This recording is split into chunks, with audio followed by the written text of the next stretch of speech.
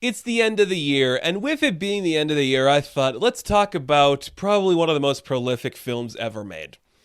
Welcome back to Galactic Tales, everyone, because this time around, we're jumping back into 1927 as we take a look at our first silent film, Metropolis. Full disclosure, I need to get this out of the way because it's very important to say this. People love this film. It is regarded as one of the best science fiction pieces. It's regarded as one of the best films about, classism ever made. How do I say this? I don't understand that because I like the film. It is well made. It is well created. It's telling something. I say something loosely because I don't know what it's trying to say. I don't love this film. Oh, I know, isn't that sacrilegious to say, but I just don't love this film. I love the ideas it's playing with. I love the story it's trying to tell. But I think it's too long and it gets convoluted in its own head and it doesn't really tell its purpose in the end. And maybe it's just the fact that I missed what it was trying to say, but I don't like what it was trying to say. So there is some cool stuff about this. First off, it is 95 years old. That's pretty cool. Or is it? Yeah, it's like 95. It's pretty impressive that after 95 years, we're still dealing with the same things that this film's talking about. I don't mean impressive as like, oh, good job, everybody, we're doing it. I mean impressive like, wow, we really haven't progressed that much, have we? It's amazing. So this opens up. It's a silent film. It's pretty much like there's a worker city that lives below the rich and elite. These people make the city run. They literally power the lights that you see in the big casino-y cities of the world. Is that realistic or what? I'm just like, that is so authentically modern times that, the rich kind of sit by and let the working class take all the heat or do whatever they want to make the society run. It's interesting. And that concept alone, I buy it. And you just see like one of like the elite people's sons. His name is Frederson. He's like, I don't like this because he sees the working city and he's like, this is like sacrificing yourself to the gods in the Aztec times. It's like watching cogs in a machine just be spilt for blood. I don't like this. I have to tell my father what's going on here. And his father is like, yeah, I know. It's just a system, son. Get used to it. That's how things run here. And that's cool. I think that's a fun concept, and I can get behind that completely. It's doing something interesting. It's telling a compelling story. Very fascinating. And the first, I think, 30 minutes of this film are so well done. I love it when Freder just takes over like this stupid machine where you're plugging in a socket to every light. That's like, yeah, he wants to get his boots and hands dirty. Like he's going to put his feet on the ground and do some work. That's cool. And then from that, I think it takes a weird turn. And to me, the biggest problem I have with this is the incessant need for the love story. Now, I like Maria's character. I think she's a great character. If you didn't have her relationship with Freder be a factor into this, I think I would like it more because she is kind of like the voice of the working class. She's telling them the story of the Tower of Babel, where it's like we were all speaking the same language, but we never understood each other. It's like it represents this to those who built it and to the ones who wanted to worship there. It meant something differently. I thought that was really cool. And if you stayed on that topic, it would work because then suddenly it becomes like this weird allegory for religious and like lustous needs and like the woman of Babylon and like hellfire spinning around her as she's created this monstrosity and this weird monster. And that's cool, but I'm like, is that what we need to see here? Are we saying that the elitists are the monsters?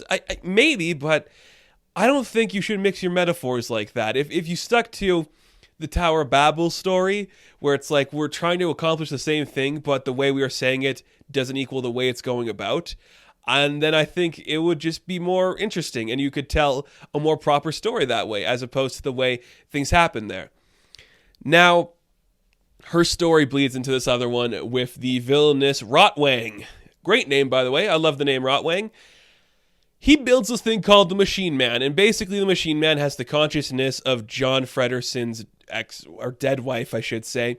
But John wants to use it to get this Maria girl that his son likes to be the voice of the working class for a different reason. So the machine itself, the Machine Man, is a very iconic design. And every time it's on screen, I am uncomfortable because it has this weird look to it. It is disturbing. It is awkward. It is just creepy, and I don't like it. And then Maria is turned into the machine. And when Maria becomes the machine, I gotta say, that is some of the most impressive body work I've ever seen. It's mechanical, it's demonic, it is frightening. The way she twitches her eye is so scary and so just mechanical that it is just unbelievably terrifying. And I love every second of it for that reason. It was so creepy, and like her weird hypnotic dances, which, I mean, it's 1927. I'm going to imagine those were pretty racy at the time, where she's not wearing much of anything, doing these weird movements. That's really cool, and that's very frightening and interesting. I really like that part of it. And the way she's rallying up like the elite, and she's going to later on rattle like the worker class, I think that is a cool concept and something fascinating to explore. I think just having, like, the actress who plays Maria is doing some incredible body work. It is terrifying and disturbing. And then the fact that, like, Freder loves her just kind of undersells what could be something special. And by the way, who they got playing Freder, I know it's a silent picture, so you have to be expressive in your movements, but every scene he's like doing something with his hands, they're up in the air, he's like, oh my god, look at this, everything's so dramatic, and it's kind of distracting. I also want to, I guess I should clarify this, I should say. I watched the version of this film that they put on Turner Classic Movies, so there are scenes that aren't there completely. It's the one that they kind of restored a few years back, where some of the footage is kind of destroyed, so they do their best to edit it properly and to fix it properly. It's okay, and I think if you weren't somebody who was comfortable with those choices, because it switches to different types of film grain a lot, it could distract you and you could be like, oh, this sucks. But that wasn't my problem with it, because it's 95 years old. It's not going to look perfect in whatever interpretation you get it. You can't really get an HD or 4K quality of this thing. Or maybe there is, and I just watched a shitty version. I don't know. It's just hard to do. And I completely get that. So I'm not offended by that at all. So we have all those mixing, we have like the class war where it's like the workers versus the elite. We have this idea of like the lustful nature of the Tower of Babel and Babylon herself coming down to be the sinners and all that. And then it takes some weird turns. So it does become the romance plot where you see Maria and Freder trying to be together while Rotwang is trying to take his creation back. We get another weird thing where like the workers revolt and the whole city shuts down.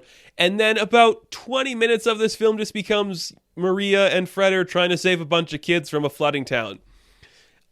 I get why it's here. I really do. I don't think it works, honestly. And I hate saying that, because what do I know more than Fritz? Like, I don't know anything compared to him. So why should I complain? But there's so much in that scene where, do we really need to linger on this for so long? And I hate saying that about Metropolis, because it's Metropolis. It's a great film. I watched it like 10 years ago and I'm like, it's pretty cool. But watching it now, I'm like, oh my goodness. Okay, I get it. Like, how many times do we have to like watch these children run up this flight of stairs? We know they're going to get out. We know they're going to be okay. Maybe if we condensed that and focused more on one of the actual plot elements, it would flow better. And I hate saying that because it's Metropolis, but I'm just like, I guess this movie isn't for me. Which sucks to say because it's Metropolis. It should be for me. I hate saying that too, especially as somebody who loves silent films. I do. I'm a Chaplin guy. I've always been a fan of this era of films. I just wish this time around when I was watching Metropolis, I enjoyed myself more, but I felt the weight of what I was watching where I'm like, this is a fun concept and something that I understand why it's being explored. We're pretty close to certain tragedies in the nation at the time. I know it's a German film, but we're pretty close to things happening in the world at this time where I understand the need to talk about these things. But I just think focus up on one like subject and get it together. I think that'd be better. So yeah, the robot, they burn it at the stake because they think it's a witch, and that's kind of cool. I do like the show. I like the Machine Man look. It's just so disturbing to me that I like when they were burning it. I think that's really cool. And then the other thing about this film that I just wish sat with me better, and it just kind of didn't, was when we are seeing the mob of the working class kind of yell at John, and he's like, whatever, and then like their foreman's like, what are you guys doing? You're a bunch of idiots. You left your kids in a city that's flooding right now. Do you have any brain whatsoever? And that upsets me because I'm like, you can't just say one foreman is the only smart person in the working class. That upsets me. Working class, yes, the people work for a living, but they have brains. It's just a matter of situation. If you don't have the wealth, that's where you are. And it doesn't mean you're not smart. And I think kind of like the message of this film, they say it at the end here, it's like the mediator between the head and the hand is the heart. And that's a nice message. I do think that's a nice message. But I don't think the film is for or against that idea. I think it's just like you need all of them to coexist it's not like in support of the elitist or in support of the working class. It's just like they're together and you need them to be symbiotic, which I guess works. But you'd think a film like this, where it's so much about like working class people coming up to the ranks and rising to take down the ones in charge, would be more in favor of the working class, but it's not really. It kind of paints them as stupid people who just work for a living. And that kind of sucks, but it's not inaccurate, and that's the problem. We're literally 95 years later, still dealing with these issues. Look at the stuff with Kellogg's lately. Oh, it's interesting, and I know it's a great film. I'm not shitting on the film at all. Sadly, this watch, Metropolis, just didn't work for me.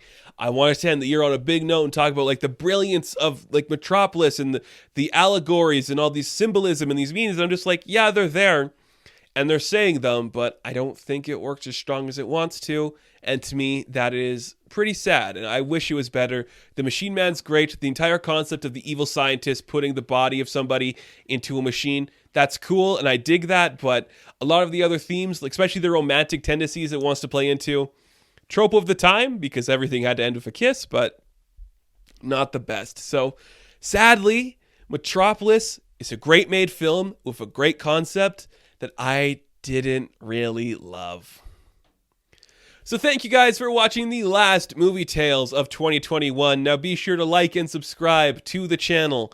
As always, you can check me out on Instagram, TikTok, and Twitter. And I will catch you guys in the next one. Have fun, stay safe, good luck.